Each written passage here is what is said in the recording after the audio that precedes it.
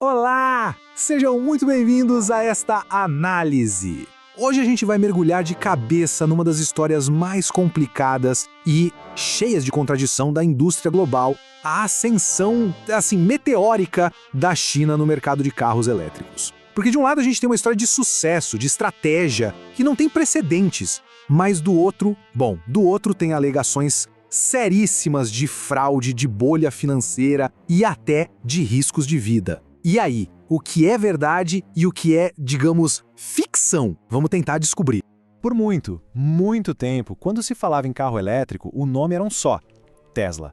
A empresa do Elon Musk não era só uma montadora, né? Era quase um movimento, uma febre global, que pegou uma ideia de nicho e transformou em algo futurista, rápido e, claro, muito desejável. A Tesla, no fundo, vendia uma visão do futuro. Só que, enquanto o mundo todo olhava para o Musk e batia a palma, uma coisa bem diferente estava acontecendo lá do outro lado do planeta. E agora, o tabuleiro virou.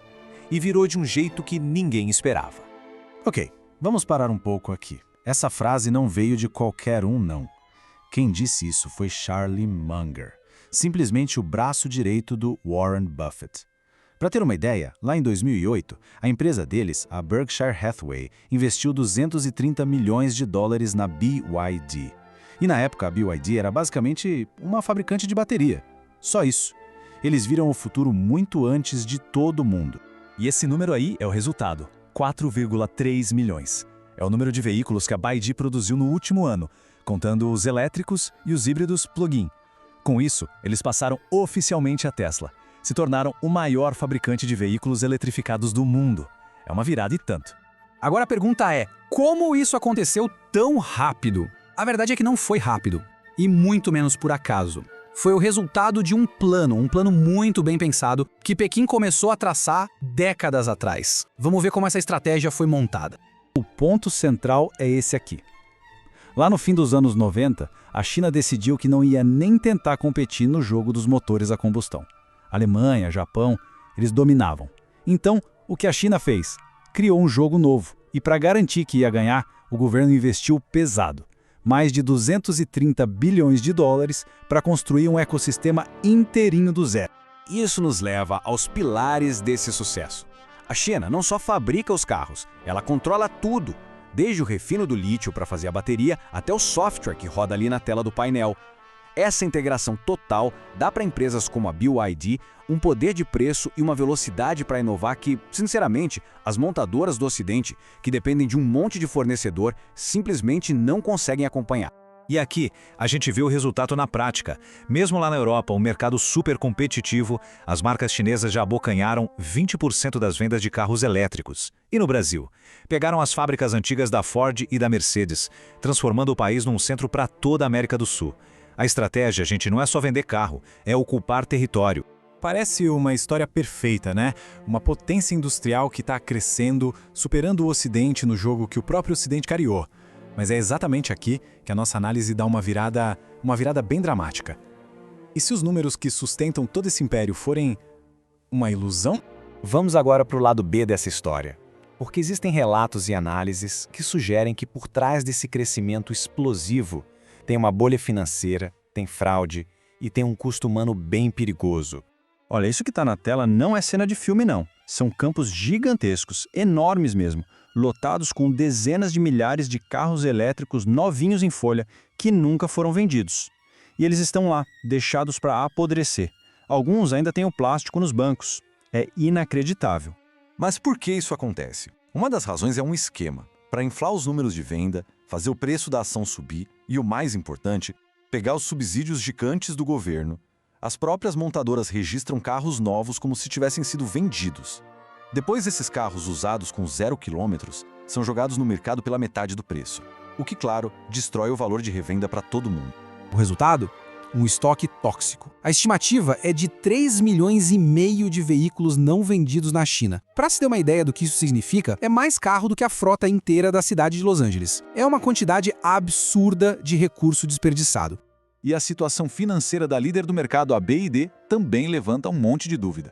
Alguns analistas apontam que a dívida real da empresa pode chegar a $57 bilhões. Isso é mais que o valor de mercado da Ford inteira. Uma dívida gigantesca, que estaria sendo controlada basicamente espremendo os fornecedores até eles quebrar. Essa pressão toda para cortar custo e vender carro a preço baixíssimo tem uma consequência bem direta e assustadora: a qualidade e a segurança. Vamos ver agora o custo humano por trás dessa estratégia. Agora, o que choca aqui são os detalhes. Tem relatos de peça de suspensão fina como um dedo polegar, rodas que simplesmente se partem numa batidinha de leve no meio-fio, e tem o caso, que é de arrepiar, do motorista do Xiaomi SU7 que bateu o carro e ficou preso lá dentro em chamas porque as maçanetas eletrônicas supermodernas simplesmente travaram. O apelido caixões sobre rodas não surgiu do nada. Diante dessa ameaça dupla, de um lado uma concorrência que parece imbatível e do outro uma indústria que pode ser muito instável, as potências automotivas tradicionais estão finalmente reagindo, cada uma do seu jeito. E essa reação global é uma verdadeira guerra em várias frentes. Os Estados Unidos, por exemplo, foram os mais agressivos, tarifa de 100%. O Japão está fazendo engenharia reversa, desmontando os carros chineses para entender como eles custam tão barato e, ao mesmo tempo, investindo em novas fábricas de bateria. Já a Europa está investigando subsídios e pensando em colocar suas próprias tarifas. Cada um está jogando com as armas que tem. Mas, enquanto o mundo briga por tarifa e por mercado, uma revolução tecnológica está acontecendo meio em silêncio nos laboratórios, uma tecnologia que pode simplesmente zerar o placar e começar a corrida toda de novo. A gente está falando da próxima geração de baterias. E a diferença é gritante. As baterias de hoje usam um líquido que pode pegar fogo, superaquecer. As de estado sólido trocam esse líquido por um material sólido, que elimina o risco de incêndio. E não é só isso, a durabilidade pula de 5.000 para 20.000 ciclos, e a autonomia pode dobrar até triplicar. E as consequências disso vão muito além dos carros. Com essa tecnologia, os tais carros voadores se tornam uma coisa real. Avião elétrico para voos curtos vira realidade. Um celular que dura uma semana sem carregar. Quem dominar a bateria de estado sólido não vai dominar só o mercado de carro, vai dominar o futuro da energia portátil. É o grande prêmio. E a inteligência artificial está acelerando essa descoberta de um jeito absurdo. Então a gente fica com o seguinte cenário. A China, com a BYD, assumiu a liderança na corrida de hoje, com uma estratégia de escala e controle total. Só que essa liderança pode ser frágil, construída em cima de uma base financeira duvidosa e com problemas de qualidade. Enquanto isso, a maratona de verdade, a corrida pela tecnologia que vai definir o próximo século, essa está completamente em aberto.